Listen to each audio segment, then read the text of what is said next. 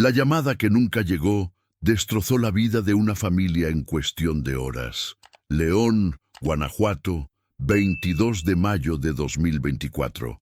Lorena Jacqueline Morales. Valencia, de 28 años, no regresó a casa después de su jornada laboral en una empresa local donde Juan Antonio N., su jefe directo, había mostrado un interés inusual en ella durante las últimas semanas. Su madre, Consuelo Valencia, marcó repetidamente el teléfono de su hija mientras su prima, Mariana Morales, recorría las calles cercanas a la oficina donde Lorena trabajaba. «Ya pasaron 24 horas y no tenemos respuesta de la fiscalía», reclamó Consuelo, sosteniendo una fotografía de su hija frente al Ministerio Público de León, donde un funcionario les había pedido esperar, argumentando que muchas veces las jóvenes se van con el novio sin avisar. La familia de Lorena, desesperada, comenzó a recopilar pruebas por su cuenta. Esa misma tarde, la presidenta Claudia Sheinbaum se encontraba en una visita oficial a Guanajuato cuando fue abordada por periodistas sobre el caso. Con semblante serio, respondió: «He instruido personalmente a la Secretaría de Seguridad que brinde todo el apoyo necesario a las autoridades locales. No podemos permitir que las mujeres sigan desapareciendo mientras las instituciones miran hacia otro lado. Encontraremos a Lorena y habrá justicia». Las palabras de la presidenta resonaron en los noticieros nacionales, pero para la familia de Lorena, cada minuto que pasaba era una agonía. Lo que nadie sabía aún era que las cámaras de seguridad del edificio donde vivía la joven habían capturado imágenes que pronto conmocionarían a todo México. El video apareció como una sentencia irrefutable ante los ojos de los investigadores. 48 horas después de la desaparición de Lorena, un vecino del edificio entregó a la familia la grabación de las cámaras de seguridad que mostraba a Juan Antonio N.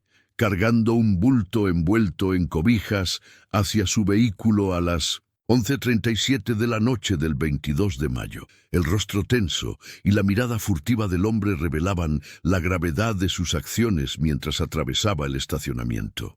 «Necesito que vean esto ahora mismo», exigió Consuelo Valencia al fiscal encargado, quien por primera vez mostró verdadero interés en el caso. La evidencia era contundente, pero Juan Antonio N. ya había abandonado su domicilio y desconectado su teléfono. Mariana, prima de Lorena, recordó entonces las últimas conversaciones con su prima. «Me dijo que su jefe la había invitado a cenar varias veces y que se sentía incómoda rechazándolo por miedo a perder su trabajo». Este detalle, aparentemente trivial semanas atrás, adquiría ahora un significado aterrador. La familia había recopilado mensajes de texto donde Juan Antonio insistía en reunirse con Lorena fuera del horario laboral.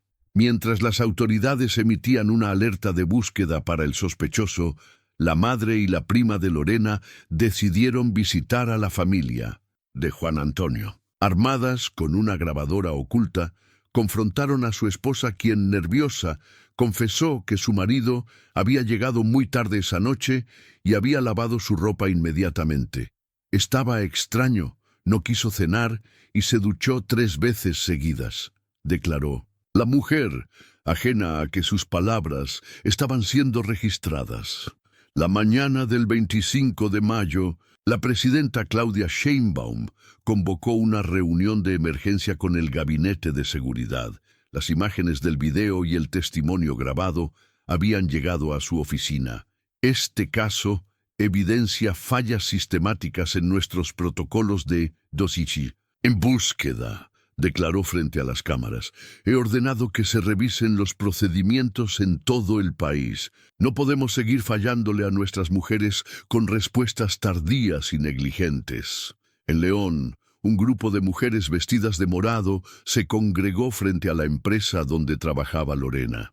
Portaban carteles con su rostro y la frase «¿Dónde está Lorena?». Entre ellas, compañeras de trabajo revelaron que los directivos de la empresa intentaban minimizar la situación. Nos dijeron que no habláramos con la prensa, que esperáramos a que las autoridades hicieran su trabajo, confesó una de ellas bajo condición de anonimato. El caso comenzaba a generar presión mediática. Reporteros de medios nacionales llegaron a León, mientras en redes sociales el hashtag Justicia para Lorena se convertía en tendencia. La indignación aumentó cuando se reveló que Juan Antonio N. tenía antecedentes de acoso laboral en empleos anteriores, información que nunca fue verificada durante su contratación. Esa tarde, Consuelo recibió una llamada anónima. Una voz temblorosa le indicó que buscara en la carretera San Felipe Ocampo. Vi un carro como el que describen en las noticias. Se detuvo en el kilómetro 34 y dejó algo entre la maleza, dijo la voz antes de cortar la comunicación. Con el corazón encogido, Consuelo y Mariana transmitieron esta información a las autoridades, quienes organizaron un operativo de búsqueda para el amanecer siguiente. El fiscal, ahora consciente de la atención nacional sobre el caso, asignó unidades caninas especializadas y personal forense. Mientras la noche caía sobre Guanajuato, la presidenta Sheinbaum realizaba una videollamada con las familias de otras mujeres desaparecidas.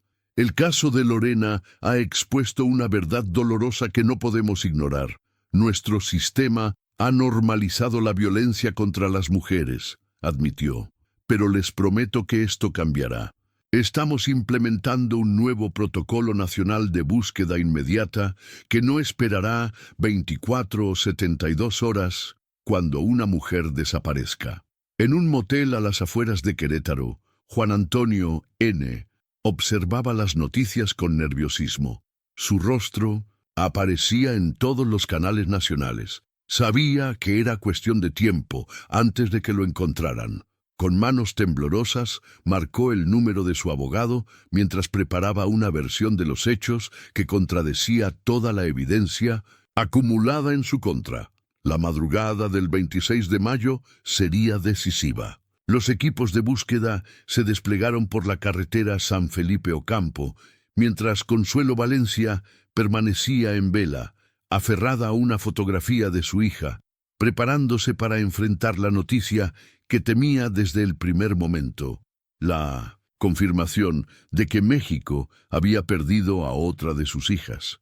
El frío de la madrugada calaba los huesos de los equipos de búsqueda desplegados en la carretera San Felipe Ocampo. A las 5:18 de la mañana del 26 de mayo, el ladrido insistente de Kaiser, un pastor belga entrenado para la localización de restos humanos, quebró el silencio en el kilómetro 34.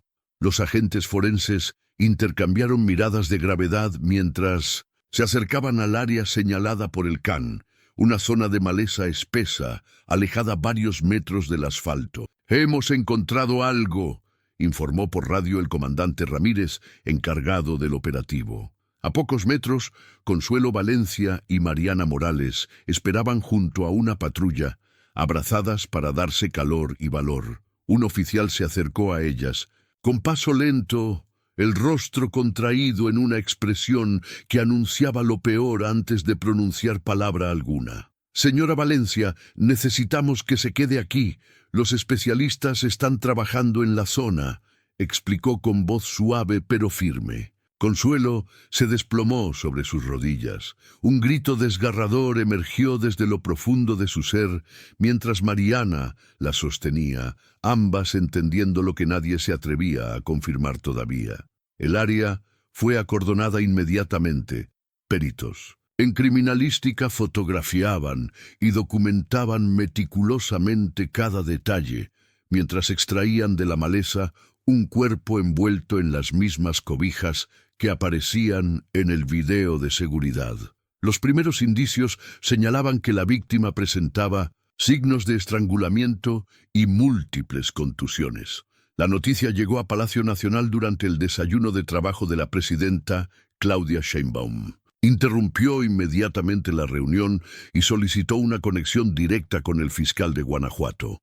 «Quiero que los mejores especialistas forenses trabajen en este caso. No puede haber errores ni omisiones». ordenó mientras su rostro reflejaba una mezcla de dolor e indignación. Y localicen al sospechoso. Cada minuto que pasa es inaceptable. A las 10:30 de la mañana, las pruebas preliminares confirmaron que el cuerpo hallado correspondía a Lorena Jacqueline Morales Valencia. La familia fue notificada oficialmente, aunque ya lo sabían en su corazón, desde el momento del hallazgo. Consuelo, sostenida por familiares, apenas podía mantenerse en pie, mientras recibía la noticia que destruía definitivamente la esperanza de encontrar a su hija con vida. «Necesitamos justicia, no más palabras vacías», declaró con voz quebrada ante los medios que se habían congregado cerca del lugar del hallazgo. «Mi hija no será una estadística más. Quiero ver al asesino tras las rejas». Mientras tanto, en un restaurante de carretera cerca de San Juan del Río, un empleado reconoció a Juan Antonio N. cuando éste pagaba su desayuno. Con disimulo, alertó a las autoridades mediante un mensaje de texto. 20 minutos después, 3 patrullas bloquearon las salidas del establecimiento y un equipo táctico ingresó para detener al sospechoso, quien no opuso resistencia. «Esto es un error. Yo no hice nada», repetía mientras lo esposaban y leían sus derechos. Su rostro, captado por las cámaras de los comensales, mostraba una expresión muy distinta a la seguridad que intentaban proyectar sus palabras. La detención fue transmitida en vivo por noticieros nacionales. En su oficina, la presidenta Sheinbaum observaba las imágenes con gravedad. «La detención es solo el primer paso», declaró posteriormente en una conferencia de prensa improvisada. «He instruido en la Fiscalía General que supervise personalmente el caso para garantizar que no haya impunidad.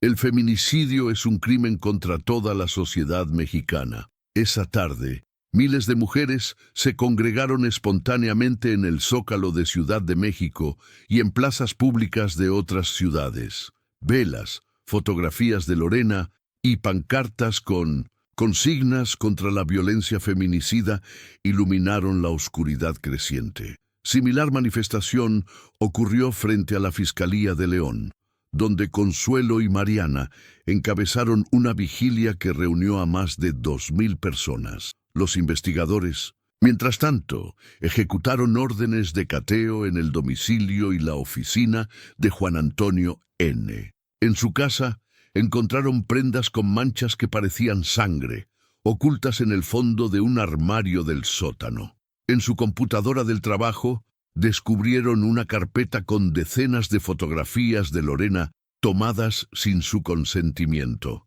Entrando a su edificio, comiendo sola en restaurantes, caminando por el parque, la evidencia dibujaba el perfil de un acosador obsesionado. La autopsia preliminar reveló datos escalofriantes. Lorena había sido estrangulada tras un forcejeo violento. Presentaba múltiples hematomas defensivos en brazos y manos, y había sido asesinada aproximadamente 24 horas antes del hallazgo de su cuerpo. Lo más perturbador, explicó la médica forense a los investigadores, es que las evidencias sugieren que permaneció retenida contra su voluntad durante al menos un día antes de su muerte.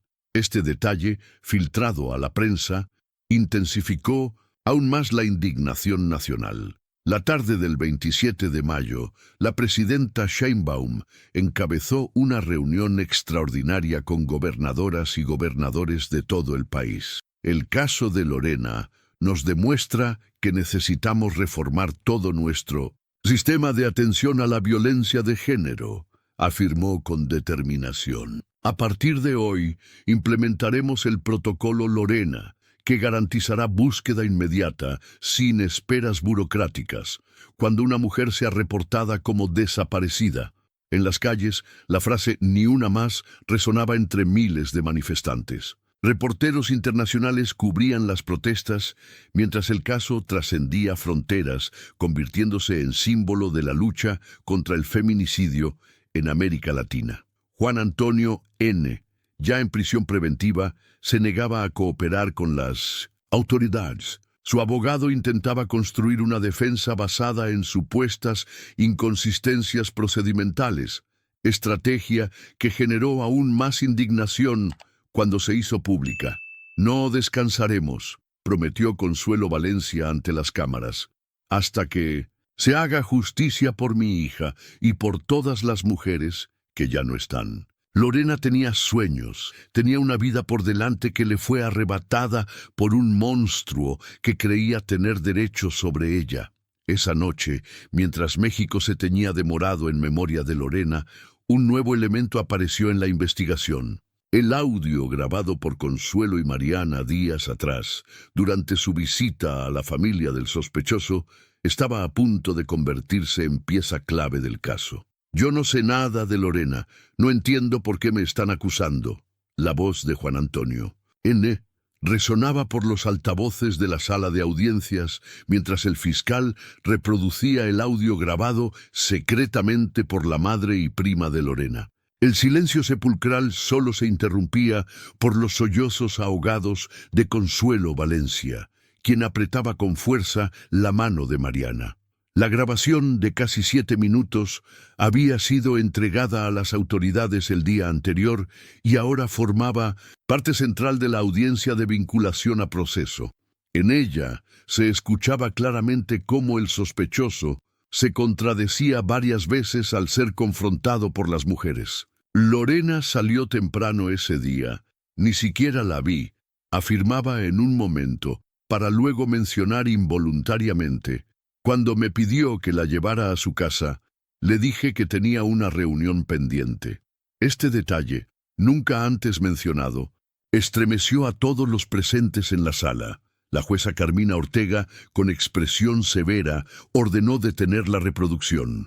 ¿Cómo explicaría el acusado esta contradicción?, preguntó directamente. El abogado defensor, visiblemente nervioso, solicitó un receso que fue denegado inmediatamente.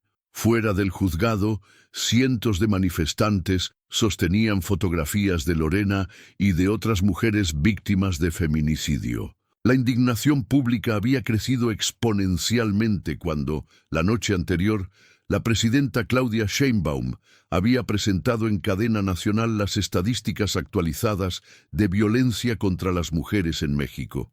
Cada 24 horas, 10 mujeres son asesinadas en nuestro país, había declarado la mandataria con voz firme. El caso de Lorena Morales no es un hecho aislado, es el reflejo de una crisis que debemos enfrentar como sociedad. He ordenado una revisión exhaustiva de todos los casos no resueltos de feminicidio en los últimos 5 años. La audiencia continuó con la presentación de más evidencias. El análisis forense confirmaba que las fibras encontradas en las uñas de Lorena coincidían con el ADN del acusado y las manchas halladas en su sótano correspondían al grupo sanguíneo de la víctima. El cerco se cerraba inexorablemente. Cuando el fiscal reprodujo la parte final del audio, un murmullo de horror recorrió la sala. «Si te están buscando es porque algo debiste hacer», se escuchaba decir a Consuelo, a lo que Juan Antonio respondía, con un inquietante: «Nadie podrá probar nada. No hay cámaras en la carretera». Esta frase, que no había trascendido a los medios, provocó que el propio acusado bajara la cabeza por primera vez, consciente de su error. Su abogado, desconcertado, solicitó hablar en privado con su cliente, pero ya era tarde. Al terminar la jornada, la jueza Ortega no dudó en vincular a proceso a Juan Antonio N. por el delito de feminicidio agravado, dictaminando prisión preventiva oficiosa en una decisión que fue recibida con aplausos contenidos en la sala y vítores en las calles. El audio presentado hoy no solo demuestra conocimiento del crimen, sino un desprecio absoluto por la vida de Lorena Morales, dictaminó la jueza. Este tribunal no permitirá que la revictimización y la impunidad continúen siendo la norma en casos de violencia feminicida. Esa misma tarde, la presidenta Sheinbaum visitó personalmente a la familia de Lorena en León. Lejos de las cámaras, Sostuvo una larga conversación con Consuelo y Mariana. «No les prometo que el dolor desaparecerá», les dijo tomando sus manos, «pero sí les garantizo que la muerte de Lorena no será en vano. Estamos implementando cambios estructurales en todo el sistema de justicia». Al salir de la reunión, Sheinbaum anunció frente a los medios la creación de una fiscalía especializada en feminicidios con autonomía técnica y presupuesto propio. El protocolo Lorena será implementado en todos los estados de la República a partir del próximo mes, confirmó. Incluirá búsqueda inmediata, equipos multidisciplinarios y acompañamiento integral a las familias. El caso había tocado una fibra sensible en la sociedad mexicana. Colectivos feministas que por años habían denunciado la inacción gubernamental reconocieron el avance, aunque con cautela. «Necesitamos ver resultados concretos, no solo promesas», declaró Citlali Hernández, vocera de uno de los principales colectivos. En las redes sociales, el hashtag «El audio de Lorena» se convirtió en tendencia nacional. Miles de mujeres compartían sus propias experiencias de acoso laboral y la respuesta inadecuada de autoridades e instituciones. Mientras tanto, en una celda del penal de máxima seguridad de Guanajuato, Juan Antonio N. enfrentaba la realidad de un proceso judicial que, por primera vez en mucho tiempo, parecía inclinarse hacia la justicia para una víctima de feminicidio en México. El veredicto cayó como un trueno en la sala de audiencias, rompiendo 6 meses de tensión, angustia y esperanza. Se condena a Juan Antonio Méndez Gutiérrez a 65 años de prisión por el delito de feminicidio agravado en contra de Lorena Jacqueline Morales Valencia, pronunció la jueza Carmina Ortega con voz firme mientras golpeaba el mazo sobre la mesa. Un suspiro colectivo inundó la sala, seguido por el llanto liberador de Consuelo Valencia, quien alzó una fotografía de su hija hacia el techo. Era 28 de noviembre de 2024. Afuera del Tribunal Superior de Justicia de Guanajuato, miles de personas que seguían la audiencia a través de pantallas instaladas en la plaza estallaron en aplausos y lágrimas. Muchas sostenían carteles con la frase que había definido el movimiento «Justicia para Lorena, justicia para todas». El caso había transformado la conversación nacional sobre el feminicidio. Durante el juicio, que se extendió por varias semanas, cada pieza de evidencia expuso no solo la culpabilidad del asesino, sino también las fallas sistemáticas que habían permitido que la violencia escalara hasta su trágico desenlace. Esta sentencia marca un precedente histórico, declaró la fiscal especial Alejandra Montoya, designada personalmente por la presidenta Sheinbaum para liderar la acusación. No solo por la contundencia de la pena, sino porque demuestra que estamos corrigiendo el rumbo en la procuración de justicia para las mujeres de México.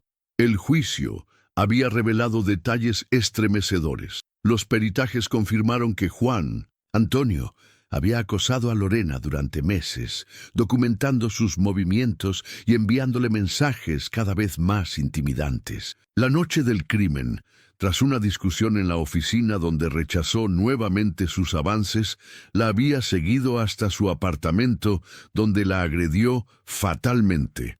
La defensa intentó, sin éxito, desacreditar el audio grabado por la familia, argumentando ilegalidad en su obtención. La jueza Ortega, sin embargo, lo admitió como prueba crucial, bajo el principio de interés superior de la justicia en casos de violencia de género, sentando un precedente jurídico significativo.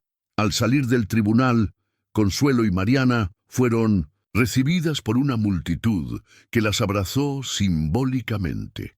Entre ellas, madres de otras víctimas de feminicidio que habían encontrado en este caso la esperanza de justicia para sus propias hijas. «Lorena puede descansar ahora», dijo Consuelo, con voz quebrada pero firme ante los micrófonos. «Pero nuestra lucha continúa por todas las que ya no están y por las que podemos proteger». Esa noche, la presidenta Claudia Sheinbaum ofreció un mensaje a la nación desde Palacio Nacional, con la fotografía de Lorena visible en un marco sobre su escritorio. Habló directamente a las cámaras. El caso de Lorena Morales ha sido un doloroso catalizador para el cambio, afirmó. En estos 6 meses hemos implementado el protocolo Lorena en los 32 estados de la República, capacitado a más de 10.000 funcionarios en atención a víctimas de violencia de género y creado 28 nuevas fiscalías especializadas en feminicidio. Pero lo más importante, hemos empezado a cambiar la cultura institucional que por décadas normalizó la violencia contra las mujeres. Las estadísticas respaldaban sus palabras. En los meses posteriores al caso, la respuesta inmediata a reportes de desaparición de mujeres había aumentado un 87% y el tiempo promedio de activación de protocolos de búsqueda se había reducido de 72 a menos de 3 horas. Más de 200 casos de feminicidio previamente archivados habían sido reabiertos y decenas de responsables comenzaban a enfrentar la justicia. El impacto del caso trascendió fronteras. Delegaciones de Argentina, Colombia, Brasil y otros países latinoamericanos habían visitado México para estudiar la implementación del protocolo Lorena, adaptándolo a sus propias realidades nacionales. Una semana después del veredicto, Consuelo Valencia y Mariana Morales fueron invitadas a Palacio Nacional. En una ceremonia íntima, la presidenta Sheinbaum les entregó personalmente la primera copia de la Ley General para prevenir y sancionar el feminicidio, que sería conocida popularmente como Ley Lorena. Este documento lleva el nombre de su hija porque su historia nos cambió como país, expresó la mandataria, pero sobre todo porque ustedes transformaron su dolor en una lucha incansable por la justicia. La ley establecía, entre otros puntos, la obligatoriedad de perspectiva de género en todas las investigaciones de violencia contra mujeres, castigos severos para funcionarios que obstaculizaran o retrasaran las búsquedas, y la creación de un fondo nacional para familias de víctimas de feminicidio.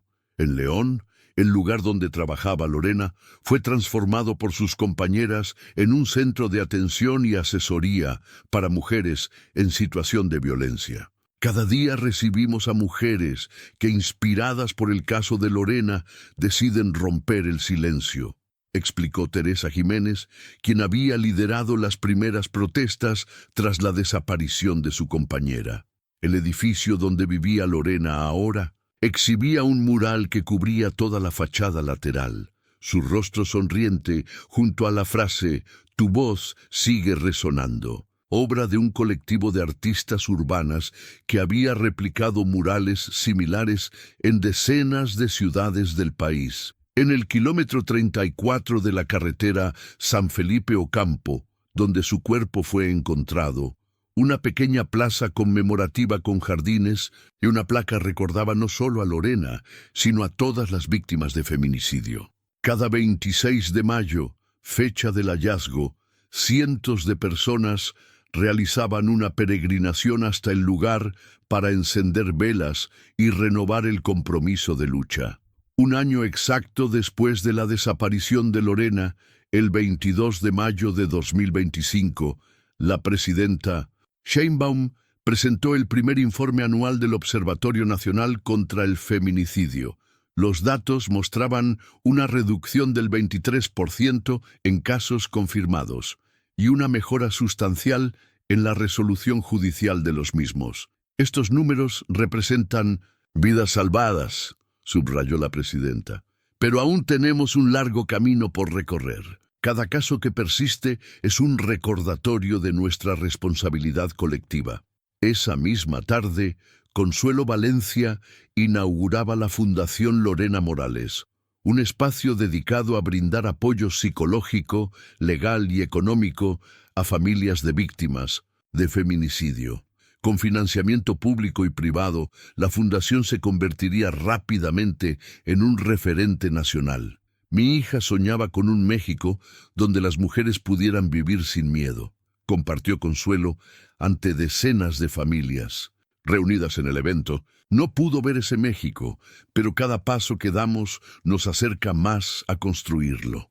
Al caer la noche, miles de velas iluminaron simultáneamente plazas públicas en todo el país.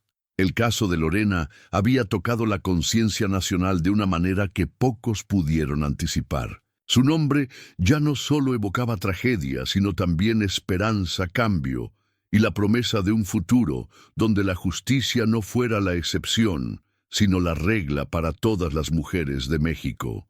En su celda, Juan Antonio Méndez Gutiérrez enfrentaba la realidad de una vida en prisión, mientras el país, que había ignorado por demasiado tiempo la violencia feminicida, comenzaba finalmente a llamarla por su nombre y a combatirla con la urgencia que siempre mereció.